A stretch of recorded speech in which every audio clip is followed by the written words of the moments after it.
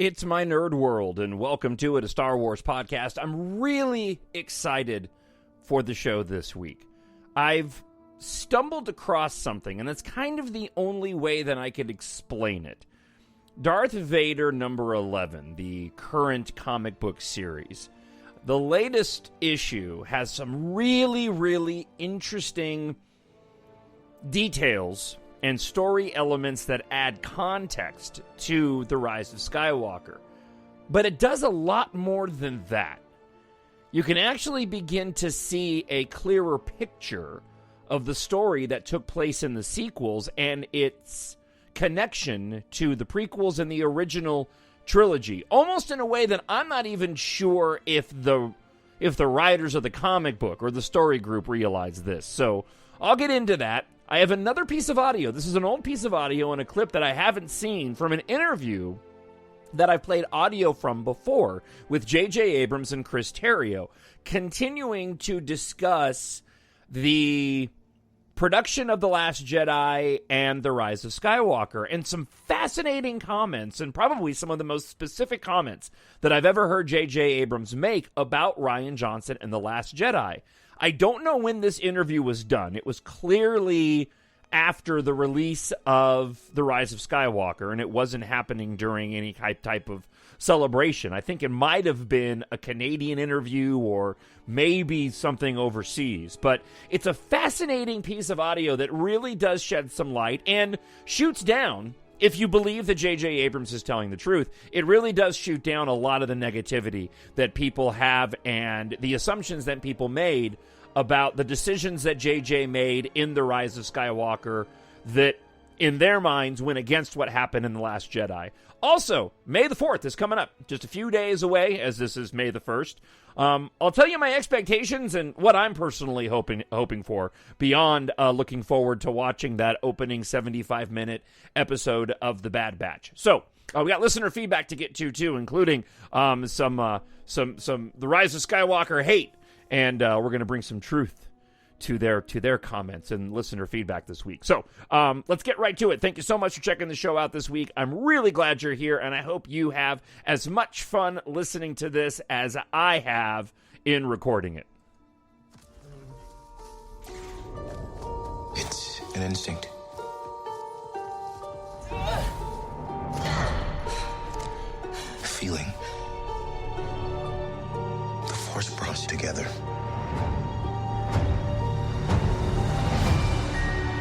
We're not alone. Good people will fight if we lead them. People keep telling me they know me. No one does. But I do.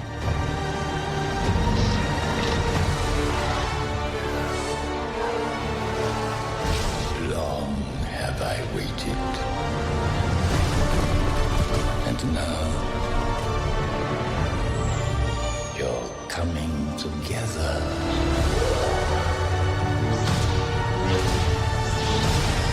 Is your undoing.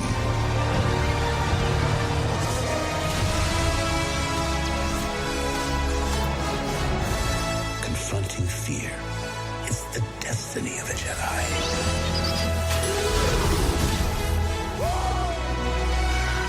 Your destiny.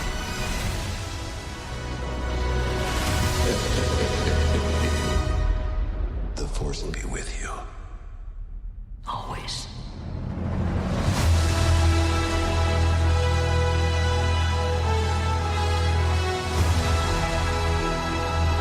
My Nerd World. Welcome to it, a Star Wars podcast, and I'm your host, Jon Justice. Attack of the Clones doesn't get enough love. I've recorded several episodes where I've made these comments, and I'm not going to go down that road again, but I started watching Revenge of the Sith the other day, and something came up. I think it was all the hype around May the 5th, and this comic book that I'm going to talk about on the show this week, this Darth Vader number 11. That's just so cool. I mean, look, for me, and listen, this is all, again, as I say, this is all subjective, my opinion on this, right? Because that's what art is. It's subjective.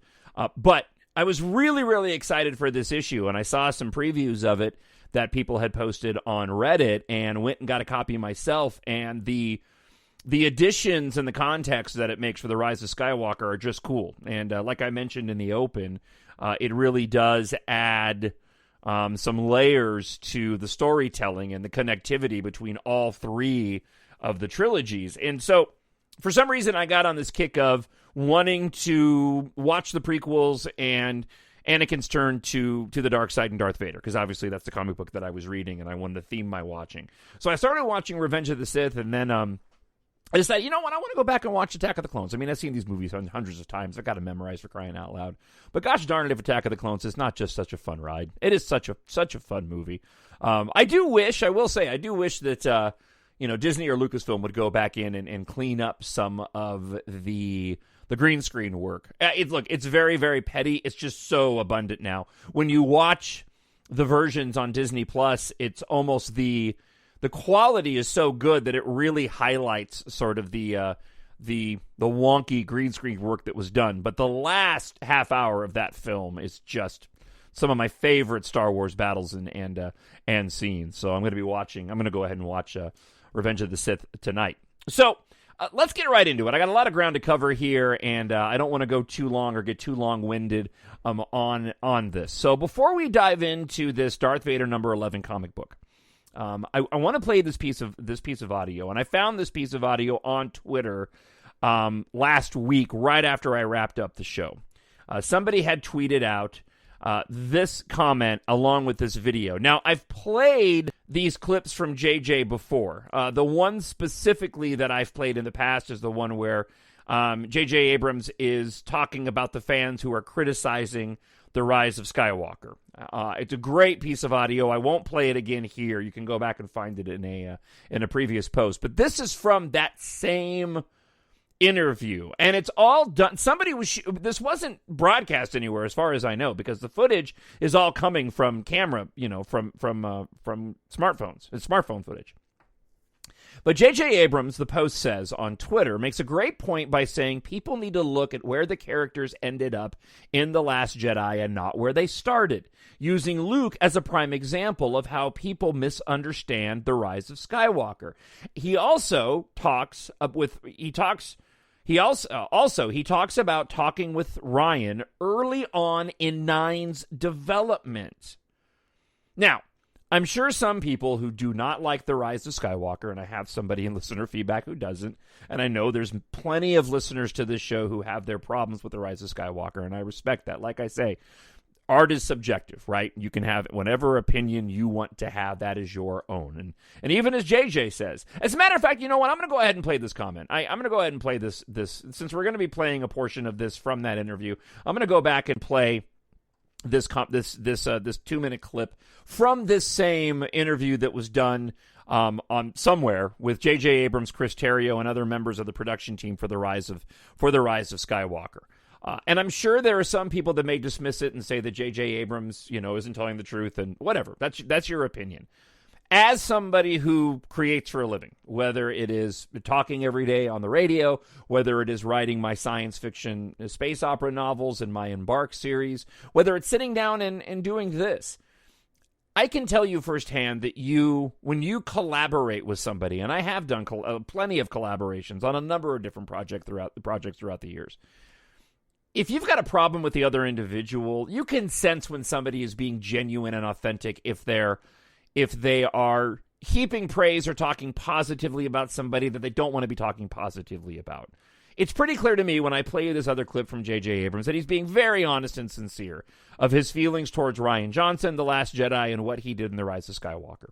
So, before we get to that, let me play you this clip first. This is an older clip. I've played it before on the show, and this is J.J. Abrams talking about the fans, right, who go and criticize The Rise of Skywalker.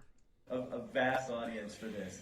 How do you deal with people, or how does it make you feel, or what would you say to people who don't like what happens, or wish it was something different? Is there a problem with the fandom that? No, I'd say that they're right. The people who love it more than anything are also right. We knew going in. I was asked just I think 7 hours ago in other countries. Someone said, "So how did you go about pleasing everyone?" And I was like, what? Like, not to say that should be what anyone tries to do anyway, but how would one even go about it? Especially with Star Wars. I mean, I don't need to tell anyone here, we live in a moment where everything immediately seems to default to outrage. And there's a kind of an MO of just of it's either exactly as I see it or you're my enemy. And it's a bit like magicians. You'd think magicians would all just get along. Magicians hate each other. Now I'm sure there are exceptions, and I'm sure someone will write to me like, "That's not fair, and I hate you," and they'll be right. Unshaded magicians. I can't believe. No, but it's like it's a crazy thing that there is such a sort of a norm that seems to be devoid of nuance and compassion. This is not about Star Wars. It's about everything. Compassion and acceptance and allowing people to. It's a crazy moment. So we knew starting this, any decision we made, a design decision, a musical decision, a narrative decision, would please someone and infuriate someone else. And they're all right. And Chris wants to say something. Well, no, and then your only compass, really, your only North Star is your heart and how you feel about this. I mean, we went into this movie knowing it was a love letter to Star Wars. It was a love letter to the old school kind of filmmaking that inspired George, Republic serials, Flash Gordon, samurai movies, all these other genre references that we love, and it's the stuff about Hollywood movie making that we love. It's the big mythic stuff that we love. And so we went into it sort of deciding that is what we wanted the final episode to be. You know, if you're making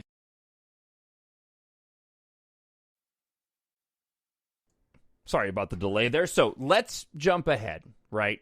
Because I'm not going to rip everything that they said, because I agree with everything that was said there. Let's jump ahead to this other clip as part of the same interview. The audio quality is not nearly as good, but take a listen to what J.J. Abrams has to say. And this is the first time that I can remember hearing J.J. Abrams talk for as long as he did about Rian Johnson, The Last Jedi, and crafting the story. I would say it would be a much more interesting answer if there were conflict. The truth is that I was, as I mentioned earlier, getting 7 up and running, nothing but grateful that a director and writer I admire as much as Rian was coming in to do that. Not expecting to come back to this, it was just fun to watch what was happening and get to respond to it. When I was called to come onto this movie, though of course I wish we'd had that time that we didn't, and was working with Chris. We had conversations with Brian at the beginning. It's been nothing but collaborative, and in a way, the perspective that at least personally I got stepping away from it and seeing what Rian did, strangely it gave us opportunities that would never have been there, because of course he made choices that no one else would have made. Just as we all do, and any of us in this room do. So it was in a way, it felt kind of like a gift. And though, of course, there were challenges in every direction, some logistical, some narrative, some, everything. It was, it was actually weirdly more helpful than not having that other energy. That was it felt there's kind of an alchemy because of the things that he did. And one other thing I'll say is I think that people who say, that this film is kind of like flipping off The Last Jedi, like when Luke says the thing he does about the lightsaber. If the scene in The Last Jedi, where Luke tosses the saber over his shoulder, were immediately followed by Luke saying, a Jedi's weapon deserves more respect, I'd think it was insane. But one of the many brilliant things that Rian did in Last Jedi is give Luke an arc. He learned something. He got somewhere. So at the end of that film, he recommitted to the thing that at the very beginning of the film he was rejecting. And so the idea that even Luke Skywalker can learn something. I think for a kid to hear Luke Skywalker say, I was wrong, I think it's a beautiful thing. And I think it's something we could all probably do with a little bit. I really, really appreciated J.J. Abrams making those comments. And I know that it will not satisfy a lot of individuals who didn't like what happened in The Last Jedi and didn't like the arc that Luke Skywalker had, and didn't like what Luke Skywalker was at the beginning of that movie. And I always have an issue with that because of the fact of what JJ said. By the end of The Rise of Skywalker, Luke has changed. And he is that all-powerful Jedi that a portion of the fandom was really upset that they weren't seeing at the first part of the film. But Luke just went through something. I mean, that's all that it was. It was storytelling. And that's what George Lucas was going to do with Luke. He was going to have him in isolation. And so, I get it that people didn't like that Luke would make the move that he did on Ben Solo before he turned. It didn't like that Luke would put himself in isolation. But J.J. Abrams, right, by the end of the movie, Luke is very much that thing that the fans had wanted, that so many fans got so excited about when they watched that final episode of The Mandalorian in Season 2. And what I really, really appreciated about those comments was just sort of dispelling this myth that J.J. Abrams was trying to undo all these things that Rian Johnson did. I'd be willing to give it to you on stuff like the mask, right? J.J. wanted the mask and the helmet back. He wanted the helmet back. He wanted the helmet in the first film. He was very specific about that. If you watch the documentaries, he wanted the helmet and he wanted the hood. That was what he wanted. And he wanted to get the helmet back, and he found a unique and interesting way to bring the helmet back. And people want to say, well, JJ was upset by that. I don't know if JJ was upset. My guess is, based off the comments that he made about Rian Johnson and how affectionate those comments were, that JJ was probably like, okay, that was Ryan's movie. I didn't think I was coming back, but I am coming back, so I'm going to go ahead and make this decision to bring the helmet back. So I hope that you can appreciate those comments if you are somebody that had a problem with The Last Jedi or had a problem with The Rise of Skywalker. And doesn't mean that it has to change your opinion, and it probably won't, and that's fine. But it does, at least in my view, add some clarity to the storytelling process. I think the one thing that you could take away from this, and we'll never know because it's never going to happen, but you could make an argument that the sequel trilogy should have been written all by one person and maybe directed all by one person. Lucasfilm and Disney, Kathleen Kennedy, wanted to take the approach that they did on the original trilogy, even though arguably it was really just The Empire Strikes Back that was done by Irving Kershner. I know that Richard Marquand did direct Return of the Jedi, but Lucas was there every day, and so his stamp was certainly on that movie. It'll be interesting to see when Disney, because they will, when Disney decides to either have Rian Johnson do his trilogy or we get another set of saga-type movies. I do believe that one day, like somebody had sent in a message recently, I do believe that one day we will get an episode 10. I pray that we do get an episode 10. I wish they were making episode 10 right now, to be honest with you.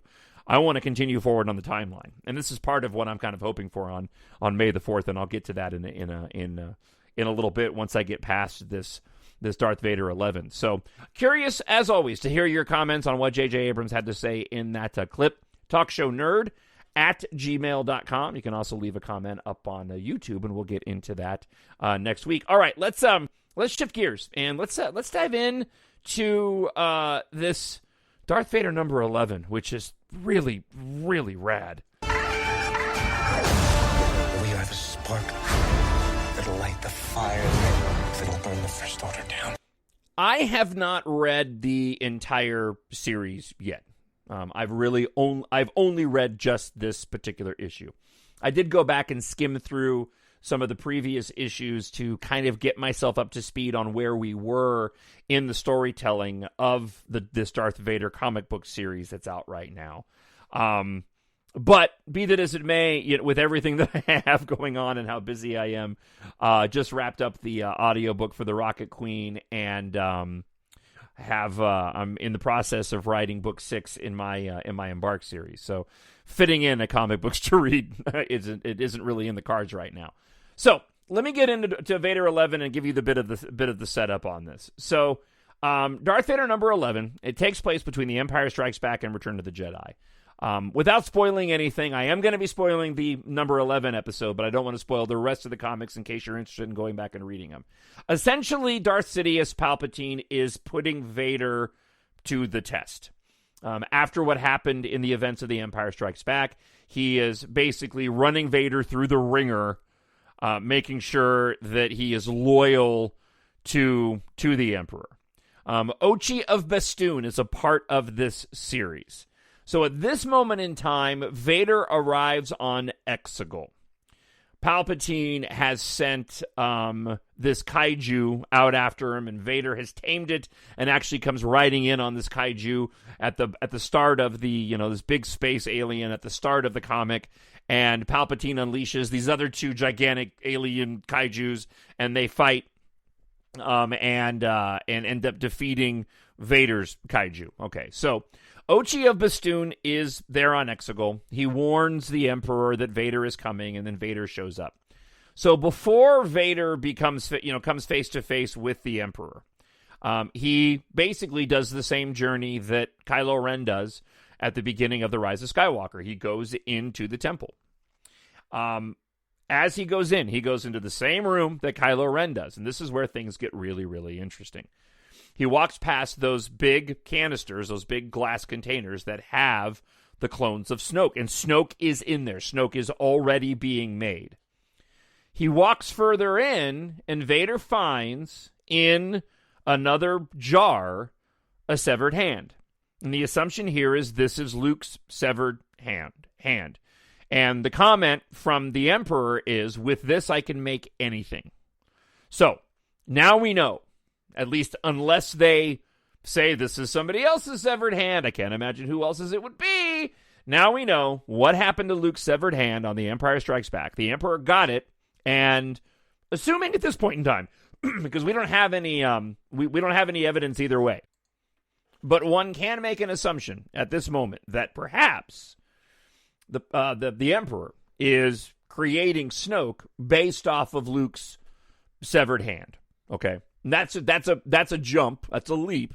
But that is, that you can extrapolate that, but we haven't been told that directly. We just know he's got the hand, and he is saying that he can make things with it. What'll be interesting to see, and I hope they end up playing with this, if this ends up coming into play with what happened in The Mandalorian, with Grogu's blood, why Moff Gideon wanted it, what they were growing in those glass containers in Season 2 that we didn't really get a good look at. Did the Emperor need Grogu's blood because Luke's severed hand wasn't doing the trick and he needed more of it? Is that what was going on? So we don't know if that's tied in yet. And again, I'm doing a lot of assuming and speculating, right? So, and we go further in. So Vader goes further into the temple on EXEGOL. He walks into this huge room. And there is a mountain of red kyber crystals, right? So basically, like the shards, like you have a vision of a kyber crystal in your mind. It's like a bunch of those all together, and there are Emperor loyalists or Sith Eternal that are chipping away on it. He then walks into this massive space, and the whole time he's with Ochi of Bestoon, he walks into this massive space, and there are the hundreds, if not thousands, of Star Destroyers that are being built. And Ochi talks about the fact that the kyber crystals are being used, and you see it. They're being used, and the dialogue states the crystals are for the cannons, right? The planet-annihilating weapons on the new Star Destroyers that we see in The Rise of Skywalker. Then the EXEGOL Sith Eternal from the arena that we saw, right? And so this is what I love, and I'm going to get into a little bit more, but this is what I love about what they do in the movies and then what they can end up doing in the comic books that adds relevant context to it. So the Sith Eternal, the cloaked individuals that we see at the end of The Rise of Skywalker when Rey has her face-off with the Emperor, they come out and they rush and attack Vader, and you can see their faces. These are human people, right? You imagine that these are the individuals who are up on the Star Destroyers, but they're still in the temple, and so they wear their cloaks, right? They go after, and this is another test, they go after and try to attack Vader, and they've got a bunch of daggers and knives. which again I really, really love because it lends more context to the use of knives and daggers, and certainly the Ochi of Bastoon dagger that led Rey to the Wayfinder in The Rise of Skywalker. They attack him with these daggers. Vader uses the Force. He pulls them out of their hands, throws them back at him, and kills him. Okay. Wipes them all out. I love all of this. And what I love about all of this is that I don't know if it was J.J. Abrams' intention, and I've talked about this before, but there is an ambiguity that Star Wars does, and it's always done it. It definitely did it in the original trilogy, less so in the prequels. But we live in a world now where you can't have the ambiguity because we talk about these things ad nauseum because of social networking and the ability that we have to all be interconnected and have these conversations. So the ambiguity gets pushed out there and then people go and complain about it. But there was a lot of ambiguity in The Rise of Skywalker. And now that ambiguity has been given some clarity and some context in this Darth Vader number 11. And I love it when we have something that works totally for me. I never had a problem or an issue with the storytelling in the sequel trilogy. Never had an issue. I was assuming there was a story behind all of the Sith Eternal on EXEGOL. There was a reason and a rationale why they were there, why there are Star Destroyers. And now, with this amazing Darth Vader 11, we get some proper context. I can actually see the crystals that go in the cannons on the Star Destroyers that are still being built underneath the ground on EXEGOL, and the Sith Eternal have daggers. It is so, so rad. So needless to say, if you're interested in seeing this, if you're like, wow, this sounds cool, I would definitely go and check it out. Obviously, I've spent this much time talking about it on the show. I really loved it. And again, I love the fact that the movies can be paced a certain way, leave some room for some questions, right? Because there were a lot of questions at the end of The Rise of Skywalker when it comes to the Sith Eternal. I had them. Why are the, Star Destroyers rising up out of the surface? I know why, because I've read the visual dictionary and I have the art book, but be that as it may, in the movie, it's not really explained, and there's an ambiguity that's there, and I really dig that ambiguity. And then also, I love the fact that, all right, this is cool now. Now, when I go watch the movie, I know they were being built underneath the surface, and we saw them in that comic book, right? We've got further, and I'm going to dive into this next, we've got a little bit further context as to what Palpatine's plan was all along. And this is what I wanted to dive into before we talk a little bit about May 4th and get into your listener feedback this week. So, watching Revenge of the Sith, as I mentioned, and Attack of the Clones. Let's talk about one little aspect here. I'm going to zero in on one thing to make a larger point. I love seeing the progression of the Star Destroyers from the Republic, okay? Starting off with the ones that we see at the end of Attack of the Clones, when we see the clone armies leaving as the Clone Wars begin. When we get into Revenge of the Sith, right, we've been through a long period of time, and we see the progression throughout the Clone Wars animated series, and we see how we get these other Star Destroyers now, these Republic Destroyers that are beginning to look a little bit more similar to what we see in the Empire, to the point of, by the end of Revenge of the Sith, we see this progression where the color has been stripped from these, right? And now they have, now they're painted gray for the Empire, okay? And what I love about this is, and again, I'm making a lot of assumptions here, but until Pablo Hidalgo from the story group tells me different, this is what I'm running with. Knowing that Palpatine was behind the scenes all along, you got to figure that this is an individual who was in charge and probably had final say in these designs, right? So, because of that, it makes all the sense in the world that we have this progression from the Clone Wars, from Attack of the Clones, and then moving into the Empire, or the Star Destroyers, and we begin to see how they change and alter into something more totalitarian, right, of the Empire, going into that time period between Episode 3 and 4, right? We also know now, going into the original trilogy and with this Darth Vader comic, it makes sense. Those Star Destroyers were iconic in the original trilogy, and we know Palpatine was building these as sort of a backup plan contingent, right? This was the secret home world of the Sith, okay? So he's building these Star Destroyers as a backup plan. They're not finished yet, and in the comic book you can see they're under construction. But he's putting Death Star planet-killing weapons on there. So he's already another step ahead in planning for the future, even if the Death Star 2 ends up failing. So then what happens? Well, Palpatine, doing that thing with my fingers, dies in Return of the Jedi. Okay, so I'm going to strip away storytelling aspects of this and just stick to what we know of the story and not get into the fact of stepping outside of this into the making of and Disney crafting the story, right? Let's just go with what we know. So Palpatine dies, and from our understanding now, he's going to need a new host. He's too weak and feeble, his body having been transferred, his spirit having been transferred from when he was thrown when he was thrown down that shaft at the end of Return of the Jedi. He's too weak. He's going to need another host at some point in time. We know that he was cloning, right? Because it ended up being the son that ended up spawning Rey. Okay, so what happens? Well, we already know he's growing Snoke. So the contingency plan of Snoke now comes into play. And this is where it gets really cool, in my opinion, right? And again, I'm extrapolating. I'm filling in my own gaps, but it makes all the sense to me. So now Snoke comes into play. Snoke is his own being, created by Palpatine. But he's the one that begins to sort of take what's left of the Empire, right, as it escaped what was left into the unknown regions, right, and begins to build off of that to bring about the First Order. Things are similar, but they're also different. So why are they different? Well, because he has the final say on design now. Palpatine is behind the scenes, needing, right, perhaps this is where Grogu comes in The Mandalorian, needing more blood, more M-count blood, midichlorian count blood, to bring himself all the way back. When we see him in The Rise of Skywalker, he's still in really, really bad shape, not strong enough. So, getting back to the design element, though, so we have, First Order TIE Fighters. They're similar, different in colors, but that would make sense because this is remnants of the Empire.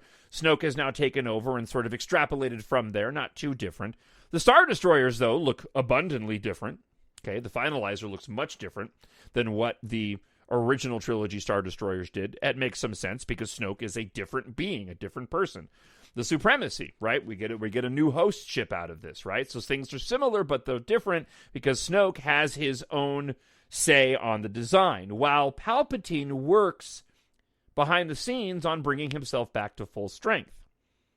So I think the assumption going here would have been that if Snoke had continued to remain, perhaps once Palpatine was able to reach full strength again, he would come back in and take over. Be that as it may, it doesn't really matter, because Palpatine is kicking it over on EXEGOL with the Sith Eternal. He's got his final order ready to go when he needs to go and unleash it. So you've got this. It's not ragtag, but it's certainly not as expansive as the First Order. So he's attempting to go and do what he was doing during the original trilogy and controlling the galaxy, and he's doing it through Snoke and the First Order. And all the while, he's still building on that next plan, but he's not quite there yet, right? Well, then what happens? Well, he can't use Snoke anymore because of what happens in The Last Jedi, right? So, Kylo does something that perhaps Palpatine was not expecting, and he ends up taking out Snoke. Now, Kylo is in charge. All right. Now, Palpatine's like, what do I do with this kid? And this is where we end up in The Rise of Skywalker, right? So, Palpatine sends out the message, right? Right? The dead speak. He's got to get to Kylo because Palpatine needs to know whether or not he can use Kylo to finish his plans. But when Kylo shows up on EXEGOL, I don't think that Palpatine's completely sold, and we see that throughout The Rise of Skywalker. He's not completely sold on whether or not Kylo Ren is going to be the dude to finish what he started. He wants, and at the same time, what else does he want? Well, if I can't use Kylo, maybe I can get Rey. And this brings about, in my opinion, the whole reason why Palpatine had to return in The Rise of Skywalker. Because this was all part of his plan. He never wanted to go away. He always had a plan to cheat death, to continue on, to ultimately gain power, complete and total power over the galaxy, even after his death. That's why, for me, I never had an issue with Palpatine coming back. And now, going through this progression and seeing what we know just from this one comic book, and knowing that Snoke was part of the idea going all the way back to the events prior to Return of the Jedi, it makes all the sense in the world. Snoke was supposed to carry out until his plans until he was back to full strength, or perhaps Snoke's just pulled it off and he gets back to full strength and he just rules and kills Snoke.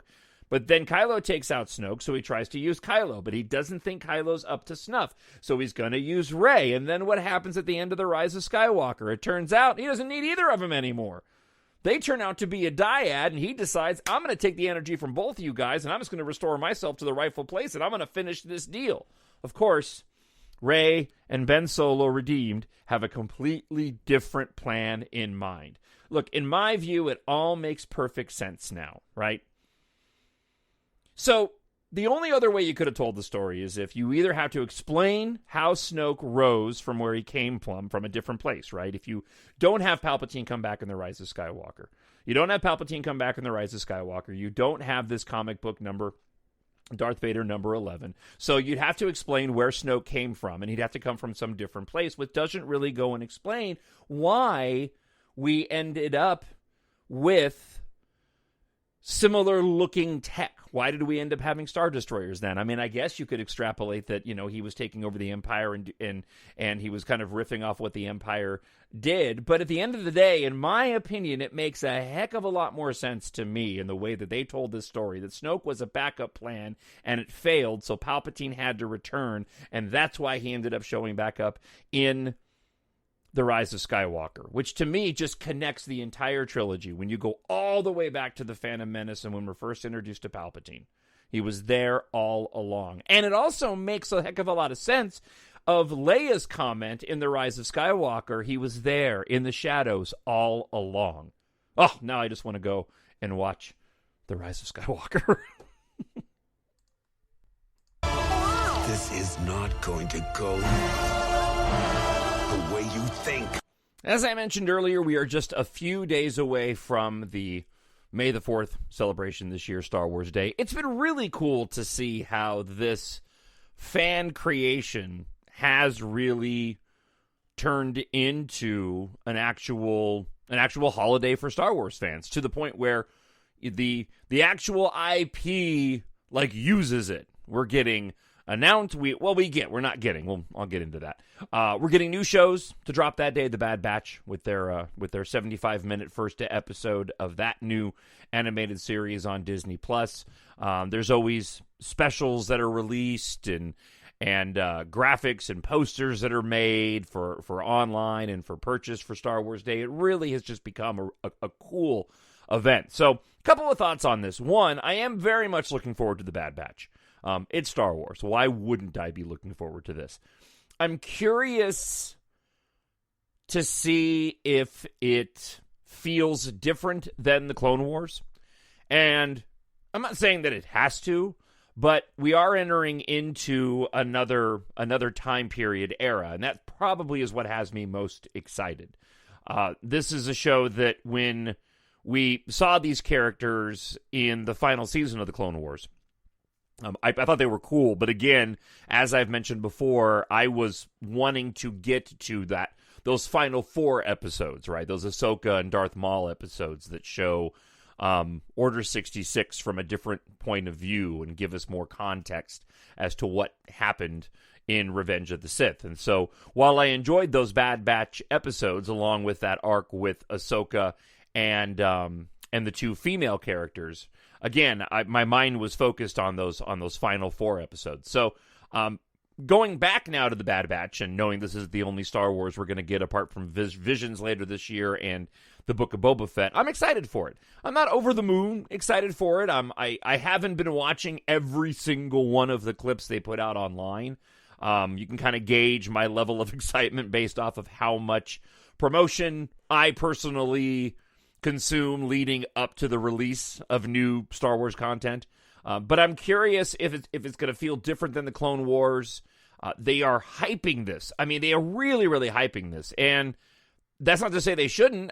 That is to say that I'm a little surprised in how much they're hyping this. I mean, we're getting character posters, a ton of different promos and teases leading up to it. So clearly Lucasfilm and Disney see this as a really big deal and are promoting it as such. So I'll be interested to watch the show on Tuesday, and I'll certainly be talking about it come next weekend on next weekend's Star Wars podcast. What I'm really hoping for Star Wars Day is I'm hoping that we get some information on the film's, the theatrical releases. That's what I always most look forward to. I know we have these various projects. We have the Taika Waititi movie that we know virtually nothing about. We have the Rogue Squadron, Patty Jenkins film in 2023 that we know is about X-Wing pilots, but that's about it. And there's even a question mark on what time period it's supposed to be in. We know that there are supposed to be several other projects in the works. Even Rian Johnson's trilogy is still being talked about. So I'm hoping that on May the 4th that they give us some theatrical release information to chew on. And this is where I wish that they would give us more. And I know why they don't. They don't because, as we've seen since Disney took over Lucasfilm, they've had their fair share of issues with announcing things and having them fall by the wayside. Lord and Miller being removed from Solo. Benioff and Weiss from Game of Thrones supposedly getting their own series, and they're not doing that anymore. As a matter of fact, I was listening to Knights of Vader this week, and there was even, or maybe it wasn't Knights of Vader. It might have been Knights of Vader. I think it was Knights of Vader. Anyway, one of the individuals on the show said that they were under the impression that because Wonder Woman 1984 wasn't very good, that they questioned whether or not the Patty Jenkins Rogue Squadron movie, and I may have said Rogue One earlier. If I did, I apologize. The Rogue Squadron movie would get made. So I understand why they don't. I would like some meat on the bone. I want to know what they're going to be doing with the franchise and the theatrical releases, because as I've said so many times, that's what, in my view, is crucial to keeping the fandom energized and alive. And what they've put out with the High Republic content, from what I've seen so far, has not really captured the imagination of the Star Wars sort of collective.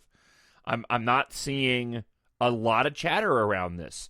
And, I follow the Reddit Leaks page, and they'll post things about releases for it, but there doesn't seem to be a lot of deep dives or discussions surrounding the High Republic. And so, and I've heard a lot of people say that they didn't enjoy it. I have heard people that have heard they liked it as well. And again, I will reserve my judgment for when I actually go and consume some of that content. So all of that is to come back around to say I'm really looking forward to whatever we get on Tuesday, May the 4th, and really hoping we get some theatrical release news.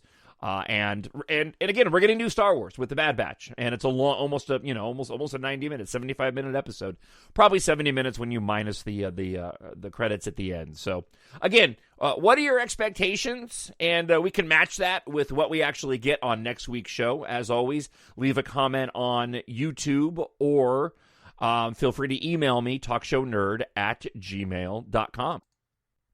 I need someone to show me my place in all this. Time for listener feedback. As I just mentioned, leave a comment on YouTube or email me, TalkShowNerd@gmail.com. Got a couple to run through here. Michaela Perrone, again, love that name, Michaela. Such a great name. Asks, can you talk about other positive Star Wars channels? Sure. And actually, I made a list here. And these are shows that I kind of float in and out of. I'm kind of I'm not gonna lie, I'm kind of a snob when it comes to my podcast listening. I have a lot of podcasts that I listen to, not just Star Wars, but I listen to a ton of self-publishing podcasts. The Ringer Network and the Rewatchables series is amazing if you love movies.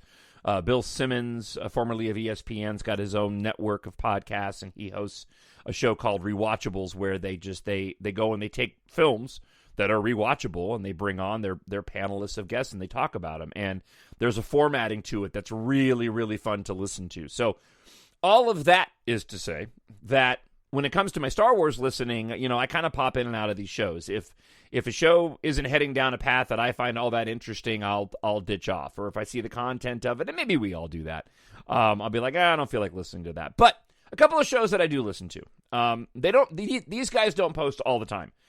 Usually only when there's major events to talk about, announcement of releases, or just the group of them get together. But Galaxy of Toys is a fantastic podcast, especially if you like collecting. It's really, really fun to listen to.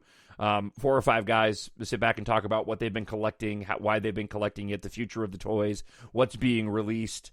So Galaxy of Toys is a fun one. Star Wars stuff is one that I come in and out of quite a bit. Hosts on that show change, but I've really enjoyed some of the content on there. Full of Sith is touch and go for me. It is a very positive show, so if that's what people are looking for, that might be what you're into. The only reason I say it's kind of touch and go for me is just because the hosts sometimes veer off on tangents that I don't particularly want to hear about, or angles on things that I don't particularly agree with. But it is an absolutely positive Star Wars show, so that's Full of Sith. Force Center, of course, we've talked about that before. Ken Knapsack is on there. Coffee with Kenobi is solid. I mean, that is a great podcast. Yeah, again, another one that I kind of float in and out of depending on what they're covering. Talking Bay 94 and Around the Galaxy are both really, really good because they do interviews every week. Talking Bay 94 gets right to it with their guests, gets a lot of great guests, and Around the Galaxy does a good job too. I mean, some guests are better than others, but both of those shows I really enjoy. And I was that was sort of an off the top of my head list. If I pop into my actual phone, and I'm just doing this live while I'm speaking to you, if my podcast app wants to cooperate and open up quickly enough, I can go through sort of shows that are listed on here that I listen to on occasion. I know people have talked about Star Wars Coffee. I love listening to that every once in a while. Let's see here. I'm scrolling through my list. Cantina Cast. That's a decent one. I like Cantina Cast. Let's see. The Force Cult when it was around. Galaxy of Toys, I mentioned that. Hello There, a Star Wars podcast is one I've listened to. Yeah, those are pretty much the big ones as I sort of scroll through my list here.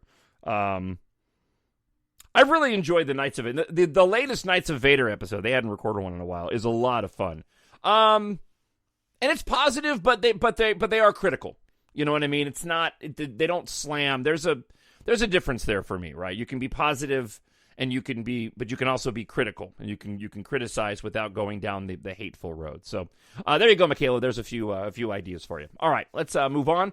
Miranda Alicia. Now, Miranda wrote a really, really lengthy, great email to me that I'm actually going to save just for the sake of time for next week's show. So here she's commenting on the possibility of the Knights of the Old Republic remake and live-action Revan. And Miranda writes, if anyone should play Revan, he has to be an unknown eventual breakout star. We don't need A-list stars in our Star Wars because then it's all about the name of the person, not the character. Yeah, I can see that. It's almost unavoidable at this point in time, but yeah, I mean, I don't disagree. I think a lot of times, you're better off going the same route they kind of did with the original trilogy, or even with the prequels on the main character of Anakin Skywalker. Speaking of coffee, I'm enjoying some coffee right now. So yeah, I can see that. And again, I have a longer email that I'll share on next week's show from Miranda. All right, this one comes from Mark. Mark writes this: great show, keep up the excellent work. Thank you, Mark. During the pandemic, yes, we're still partially locked down in the UK, nearly 14 months on from the start. I've worked my way through loads of sci-fi box sets. and he runs through a different Blake 7, Battlestar Galactica, rewatched many, many films. But a few months back, I realized a massive gap in my watching history, namely the Clone Wars and Rebels TV shows. So I've nearly completed those. I've decided to rank everything Star Wars I've watched, and here is my list. Would be interested to hear your opinion and your ranking of the movies. All right, I'll comment on that in a moment. So we'll just run through Mark's list since he was kind enough to put together for us. So he goes, A New Hope, The Mandalorian, The Empire Strikes Back, Rogue One, The Force Awakens, The Rise of Skywalker, Solo, The Last Jedi, The Clone Wars, Rebels, Revenge of the Sith, Attack of the Clones, Return of the Jedi, The Phantom Menace, and Star Wars The Clone Wars movie. I didn't realize how little I rated the prequel trilogy until I did this exercise. Finally getting around to reading the books, looking good so far. Thank you for that, Mark. I really do appreciate that. So, that's a really interesting list, and I'm trying to think of the comments that I want to make towards it. I'll tell you what. Let me comment on this here. The one thing that stuck out to me was the very bottom, the Clone Wars movie, but yet the Clone Wars TV show at 9. And I get why that is. There was something about that initial Clone Wars movie that just didn't quite click. When you go back and watch it, there's a wonkiness to the animation. Ahsoka hadn't fully come into her own yet. I think there's an expectation because it's a movie. We sort of raise our expectations when watching it. I mean, and that was essentially a 4-arc.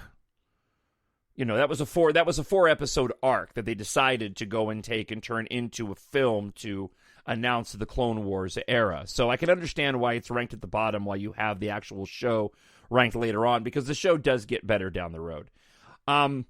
With regard to my ranking of the films, I don't rank the material that I watch. And I don't rank the material that I watch because it fluctuates, right? I love everything that they've put out for the most part, right? And talked about the things that I don't particularly like. Some more than others, and often at different times. But I'll tell you what, next week what I'll do is I will make my own sort of definitive list based off of where my fandom is right at the moment. And this might be kind of fun. I'll do a list now, and then maybe like a year from now, we can go back and compare it and see if things shift around, because they do shift around. Like I was on a sequel trilogy kick for a long while, and then recently I got myself on a Attack of the Clones kick, and I ended up or a prequel trilogy kick, and I watched Attack of the Clones and Revenge of the Sith over the weekend, and I adore those movies. Again, I love them all, some more or less than others, and at different times for different reasons, depending on mood. All right, one more. Speaking of not being so positive, and then we'll wrap up the show this week. One more comment from YouTube comes from X00000370. TROS was a tremendous disappointment.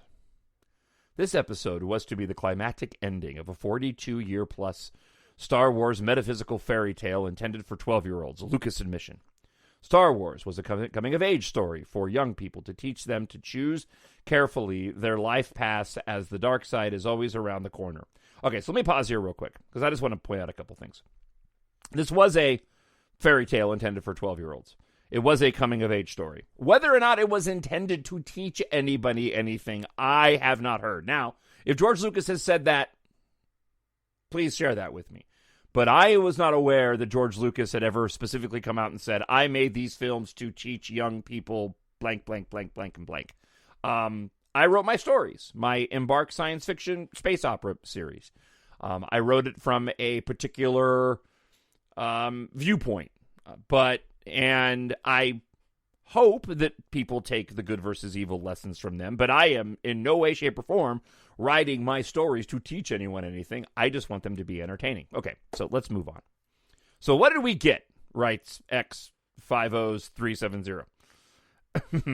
Another dead Skywalker by bloodline, and a woke story that fails by any objective measure of storytelling. Okay. Here we go again. It doesn't, because art is subjective. It's not objective. And like I said, I laid out in great detail, and hopefully it was understandable, my feelings on the story that they've told within all 9 films, and more specifically, why Palpatine ended up returning in The Rise of Skywalker. You don't have to like it, but that's the story, right? Or at least my assuming of a lot of different details that I filled in. All right. Rey, a biological Palpatine descendant, steals the Skywalker mantle and rides into the sunset after Ben dies. Okay. She didn't steal it. The Force ghosts of Luke and Leia were right there and gave her permission. They didn't say, no. Right, okay. Wow, what an uplifting ending for this coming-of-age saga. What I find particularly disturbing is that there are loved classic stories, for example, Pride and Prejudice, Beauty and the Beast, that could have served as an overlay for the ending of this fairy tale. And they had maybe the best actor and actress in Adam Driver and Daisy Ridley to create a satisfying ending worthy of the Star Wars saga. By the way, the Reylos were right. Ben and Rey joining in love and surviving was the only way the story could have had a happy and worthy ending. Let's stop here real quick. First off, the writer is right, okay? They could have used Pride and Prejudice and Beauty and the Beast as an overlay, but they didn't. And I know a lot of people that wishes that it would have gone that way, and that's cool if that's how you feel. In my opinion, why not do something different or new? Or at least something that was more derivative of Star Wars and not some other storytelling somewhere else. And I think a lot of this comes down to, for many people, they got it in their heads that this was going to go the way of a Beauty and the Beast, or this was going to go the way of a Pride and Prejudice. And then when it didn't, they were disappointed. To the Reylos were right. Ben and Rey joining in love, surviving was the only way the story could have a happy and worthy ending. Let me stop here. I am a Reylo. Okay? And that being said, the story was a happy ending for me. Sometimes there can be happy endings with tragedy. So it wasn't that the Reylos were right. It's that some Reylos, or you in particular, X 555370, wanted it to go a different way and didn't like the way the ending was. Here's where the subjectivity comes in. For me personally, I thought it was a happy ending. Even though Ben Solo died, he did it saving Rey. Rey at the end of the film doesn't want to associate with the Palpatine because, as Leia said in the movie, right, never be afraid of who you are. Okay?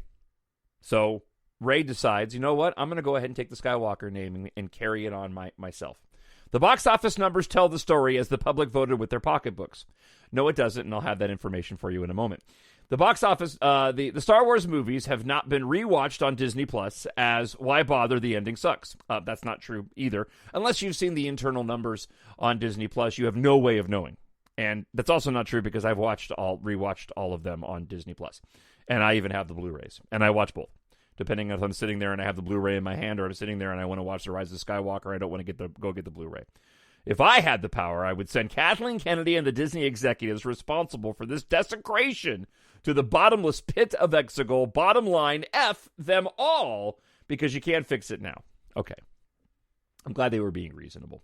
So rather than continue to pick apart, right, they are entitled to their opinion, I just want to point one thing out. Because we hear this argument about the box office numbers all the time, and the public voted with their pocketbooks, and the box office shows it. Well, guess what? I have the box office numbers here in front of me. And this is a lot like the people who complain about Rose Tico getting the shaft, in their view, in The Rise of Skywalker after all the time that she had, right, in The Last Jedi. And yet, you don't hear anybody complaining about Yoda, because the same thing happened to him. The time that he had in The Empire Strikes Back, comparatively speaking, to the time that he had in Return of the Jedi, and I did that on a previous podcast. So about the box office numbers, let's run through them, shall we? We'll stick to the worldwide box office. The numbers in domestic kind of match up in terms of the differential between the dollar amounts. So we'll just stick with the and we'll give you the big numbers, not all the minute details. So The Force Awakens worldwide box office was $2,068,200,000 plus. The Last Jedi was $1,332,539,000 plus. Okay, so you had a dip there, right?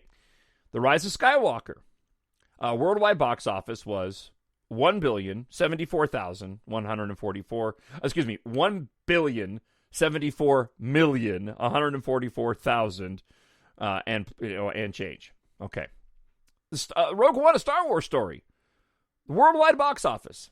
Now, if I asked you the question, which Star Wars film of the Disney era is most well-roundedly received from the fandom, arguably, I think most people, and I would answer Rogue One, a Star Wars story.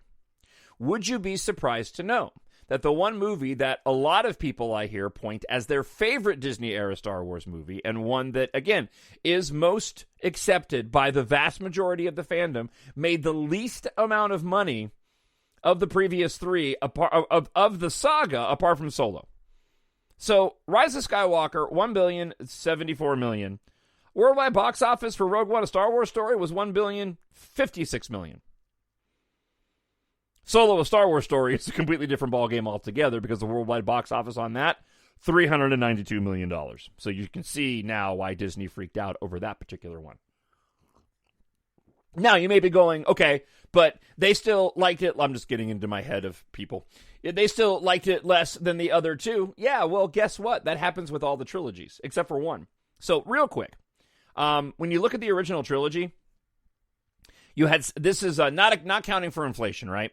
So, A New Hope was $775 million. The Empire Strikes Back dropped to $549 million. And Return of the Jedi dropped to $475 million. That matches right up with the drop in box office numbers from the sequel trilogy.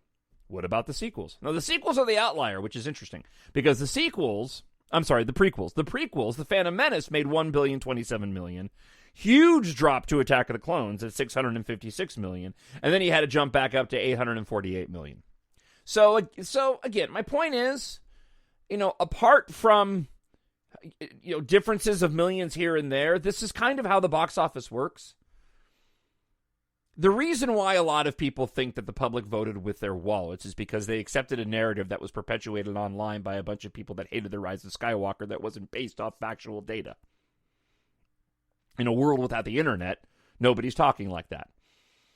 But the reality is, this is pretty much indicative of what franchises and IPs do. Sometimes they go the other way, like Fast and the Furious, but, for Star Wars, this is how it goes. The outlier would be Revenge of the Sith, and I think most people went into Revenge of the Sith after Attack of the Clones. It got great word of mouth and was potentially the last Star Wars movie ever to be made, and so that would account for the reason why it did as well as it did, right? So, I would say that Attack of the Clones is probably the biggest one to point to as people, that $1,027,000,000 compared to $656 million is without counting for inflation, that's a pretty big drop-off there. And I think that showed the level of frustration that people had with the Phantom Menace. Now, the real test will be, when we do get an episode 10, what does that look like? And what happens at that point in time? And what are those box office numbers? But it'll be a while before we get to that. So, all right. Thank you so much for checking out the show this week. It was great talking with you. I hope you enjoyed it. And let me know what you think on everything that I went blah, blah, blah about for the past hour. Holy cow, this was a long one today. TalkShowNerd@gmail.com. Again, leave a comment up on YouTube. We'll talk next week. And I'm curious on what you're hoping for May the 4th, heading into it. So again, drop me an email, and can't wait to talk to you in about a week. I hope wherever you are that you are healthy, happy, and safe. And I'll talk to you real soon. Bye. The Force will be with you always. My Nerd World.